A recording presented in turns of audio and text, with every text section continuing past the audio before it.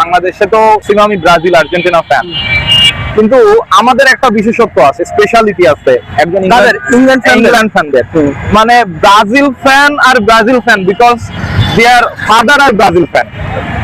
Okay, Argentina fan are Argentina fan because their parents are Argentina fan. But মানে you will never find an English football fan who do not watch football regularly. We actually love football because we watch football. Okay, মানে আমরা football দেখি, সেখান থেকে encourage হয়েছি। বাংলাদেশে আপনি একটা সিজনাল ইংলিশ ফুটবল ফ্যান পাবেন না।